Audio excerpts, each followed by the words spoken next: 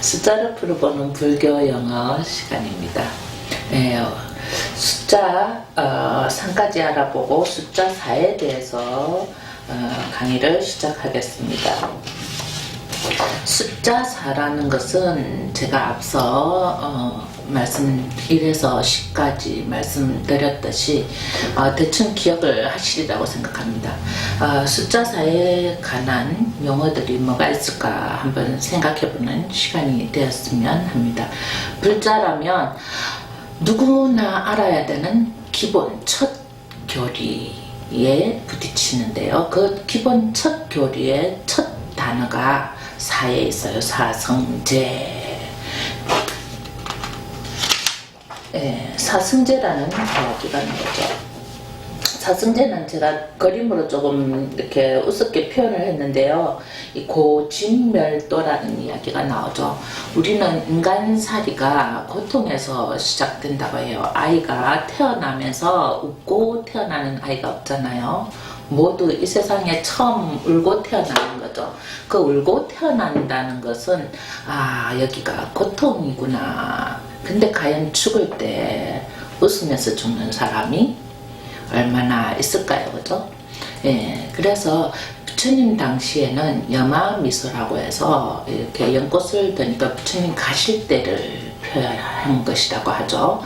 부처님 열반하신 모습이 여마미소, 웃으면서 열반하는 꽃을 던 그런 이야기가 있듯이 우리가 이 사승제 인간세계의 고통에서 벗어나면 부처님 세계 행복하게 도를 이룬다. 이를 또 그게 극락까지 가는 그런 이야기를 하셨는데요. 사실 부처님이 이 말씀을 전하려고 했지만은 중생에게는 사람들에게는 너무 어려운 이야기라고 처음에 설법을 안 하려고 하셨죠. 그래서 제석천왕, 범천이라고 해요. 범천 왕이 범천신이라고 하죠. 제석천. 하늘에 있는 제석천이 부처님한테 이야기를 해줘라. 모든 사람들한테. 그래서 부처님이 결심해서 처음 만난 5 비구들을 옥야원에서 앉아서 제일 처음 설법하신 게 사성제예요. 너희는 고통으로 태어난 중생이기 때문에 이 고통은 집착에서 생긴다.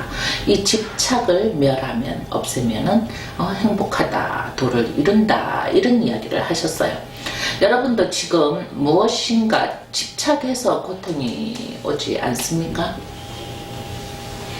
집착을 없애면은 고통이 없어질까요? 한번 수행을 해보고 행동을 해보시면 이 말씀의 뜻을 알게 됩니다. 이 이야기는 결국은 우리는 쉽게 처음에 접하는 글이지만 부처님이 깨친 세계는 하음세계, 여러분이 말하는 하늘세계, 또 다른 우주의 세계, 불교의 우주가 아니라 해서 여기 사는 우리 지구, 인간이 사는 세상 아닌 천상, 이런 세계에서 깨우친 이야기죠. 그 시야에서 본 세상, 중생계, 기세간 나고 병들고 죽는 이 세상 사람들은 고통의 시작이다. 이렇게 말씀을 하신 거예요. 그래서 그 고통은 어디에서 온다? 집착. 내가 집착하는 데서 고통이 생기니까 집착을 멸해라, 소멸해라는 이야기죠. 이 이야기가 굉장히 우리는 불교 공부를 할 때 처음 접하는 말이지만 너무 쉽게 외우고 있어요. 사성제, 고진멸도. 누구나 어린애한테도 가르치면 이 단어를 할 수 있는 그런 단어인데 이 뜻은 어마어마하게 깊다는 거죠. 항상 우리는 뭔가 집착을 하게 되죠. 내 것. 그죠? 우리 것. 우리나라 사람들은 우리 것. 그래도 내 것이 아니고, 그죠? 우리 것이라고 또 집착을 해요.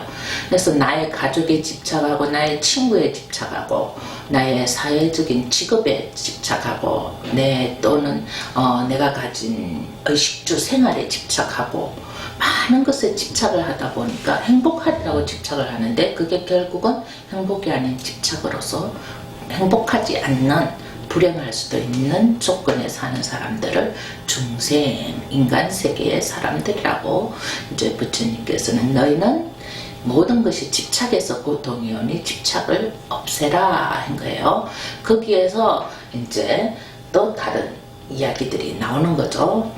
집착을 없애고 어떤 행위를 해서 행복을 해야 되니까 점점 숫자들이 높아져 갈 것입니다.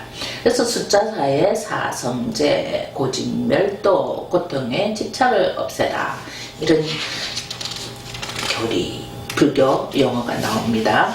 그 다음에 또 쉽게 접하는 용어 몇 개만 제가 이렇게 소개를 하는데요. 또 수많은 불교의 사자를 시작하는 용어들이 있습니다.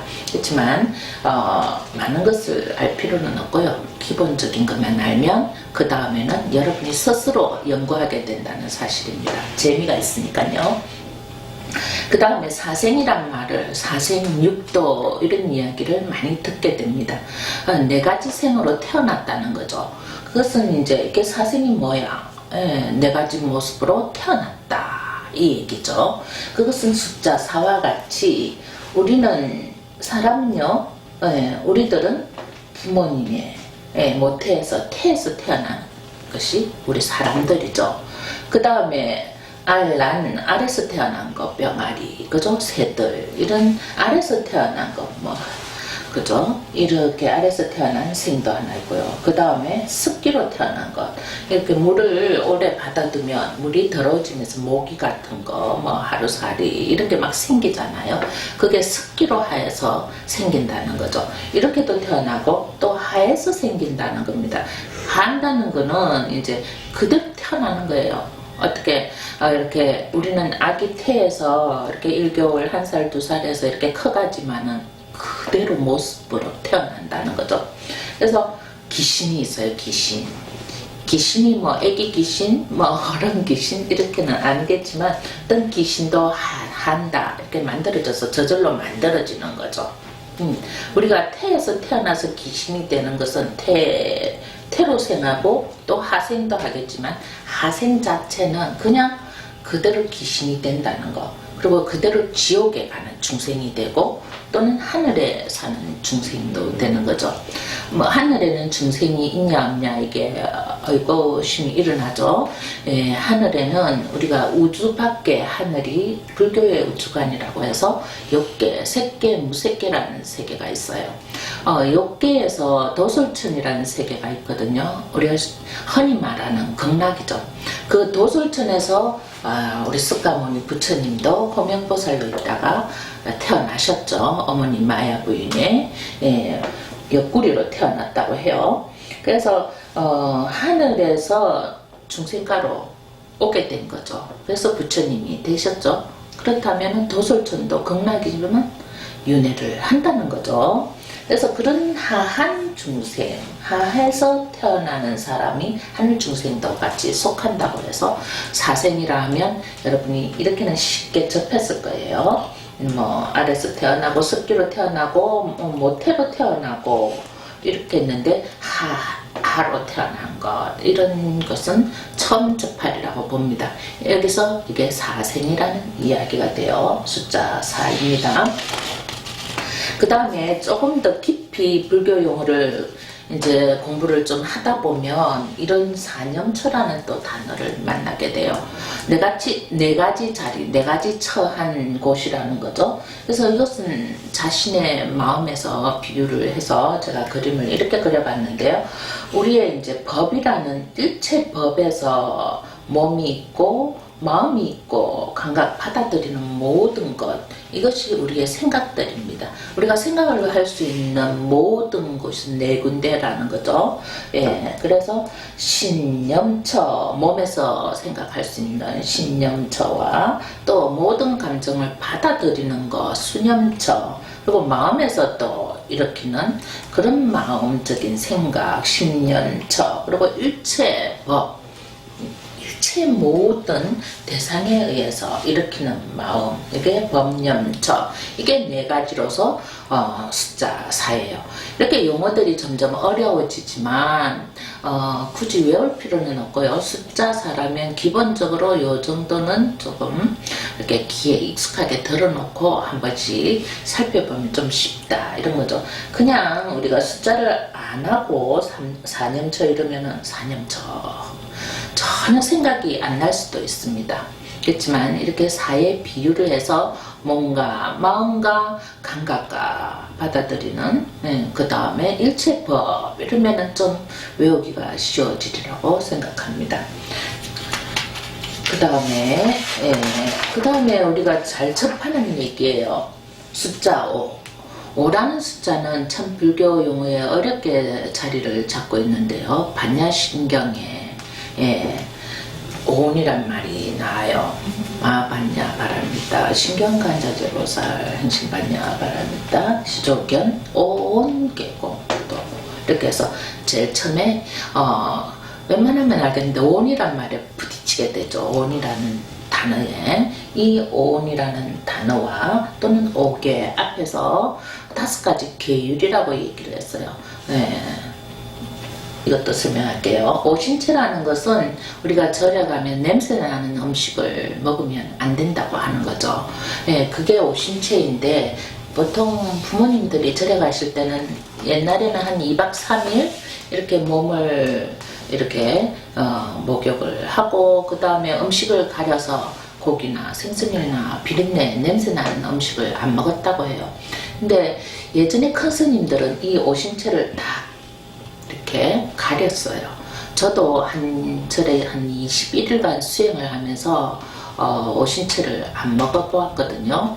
근데 달라요. 이것은 수행을 해본 사람이 아는데요. 오신체를 먹고 안 먹고는 무엇이 다르냐 하면요. 이게 제가 바깥에서 이렇게 라면 같은 것도 잘 먹었어요. 근데 이렇게 수행하는 동안에 뭣도 모르고 이 오신체를 가리고 있다가 바깥에서 공양주 보살이 라면을 먹으러 오라고 하더라고요. 그래서 뭐 아무 생각 없이 갔는데 한 숟가락도 못 먹고 그냥 놓고 배가 아프다고 제가 못 먹은 적이 있고 그냥 나왔어요. 그만큼 냄새가 격하다는 거죠. 오신체를 가리면 모든 음식의 그 냄새가 화장실 냄새하고 비슷해요. 그래서 또 사람들한테 일반 우리가 먹는 음식이 몸에 좋다고 먹는데 이 오신체가 들어간 음식은 모든 음식이 어떻게 돼요? 입으로 들어갈 때는 참 맛있는 음식이죠. 근데 바깥으로 나올 때는 뭐예요? 섞여서 결국은 화장실 같은 냄새밖에 안 나는 거예요. 근데 이게 민감해지고 이걸 가리는 사람한테는 전부 몸에서 이 세포 속에서 그 냄새가 다 나오는 거죠. 그렇게 이게 오신체라는 부분이 냄새가 나는 몸, 향기롭지 못한 몸이라서 우리가 가려야 되는 몸이죠. 사실은 우리들이 모르고 살지만요. 제가 이렇게 일본에서 공부를 할 때 외국인을 만났을 때 거기 방글라데시 그쪽에 애들은 이상한 냄새가 나는 거예요. 그래서 저는 조금 멀리 떨어져서 이상하다 했는데 제 몸에 김치 냄새가 난다는 걸 몰랐다는 겁니다. 상대는 내 몸에서 김치 냄새를 맡았겠죠. 근데 나만 그 특이한 냄새가 이상하다고 생각을 했다는 거예요. 그래서 그럴 때 제가 그때 어리석었구나. 남의 향기는 맞지만 내 향기를 내가 못 맡는 거죠. 그게 습이 된다고 해요. 습관이 되어서 자기 냄새를 잘 모르는 거죠. 그러니까 이제 이렇게 이게 음식에서 온다는 거죠. 우리 몸의 냄새들이 어떤 음식을 먹었을 때 향기로운 냄새가 나고 어떤 음식을 먹었을 때 향기롭지 않는 오염된 냄새가 나느냐. 그래서 수행하는 스녀들은 달래, 마늘, 부추, 파, 흥거라고 해서 이제 우리나라에서는 나지 않는 채소예요. 붉은 양파 같은 거래요. 그래서 우리는 양파 이런 것을 절에서는 좀 안 먹고 있죠. 그래서 이런 것을 좋아하는 사람들은 절에서 수행하기 힘든 사람들이죠. 어쩔 수 없습니다. 수행이 이미 수행할 사람들은 정해져 오는 건지도 몰라요. 근데 이것을 좋아하게 되면 수행과 거리가 멀어진다. 이렇게 이해를 하시면 될 거예요. 오신체에 대해서 알아봤습니다. 자, 그 다음 오온에 대해서는 좀 더 자세히 이야기를 하면요. 색, 수, 상, 행식이라고 제가 유식을 다른 데서 설명 강의를 하고 있는데요. 거기서 이렇게 오온이라든지 색수상행식이란 말이 참 많이 나와요. 불교 용어에서는 색수상행식이 아마 기본 교리라고 생각하시면 돼요. 이게 내 몸에 내 감각기관이 보는 세계예요. 예, 내 눈으로, 내 코로, 내 귀로, 내 입으로, 내 몸으로, 내 마음으로 대상이 되는 세계를 이야기해놨다고 생각하시면 돼요. 그리고 그것을 보고 우리가 행동하고 예, 받아들이고 의식한다고 생각을 하는 거죠. 그래서 우리는 모든 물체의 상을 보고 받아들이고 거기에 행동하면서 의식한다. 이게 오온이에요. 그래서 반야신경의 오온, 개공, 오온을 밝히라는 거죠. 우리의 오온, 우리의 행위, 우리가 보는 모든 물질 세상의 것을 밝게 비춰라. 그것이 지혜다. 이게 반야신경의 이야기죠. 반야신경. 거기서 이제 오온을 배우셨으니까 반야신경 하면은 여러분이 조금 기분이 좋을 겁니다. 이 용어를 자꾸 알게 되면요, 왠지 똑똑해지고 유식해지는 기분이 들어서 불교가 재밌어지거든요. 그 다음 오계를 제가 설명을 했는데요. 오계는 다 아실 거예요. 술 마시지 말라, 거짓말 하지 말라, 도둑질 하지 말라, 사음하지 말라, 살생하지 말라.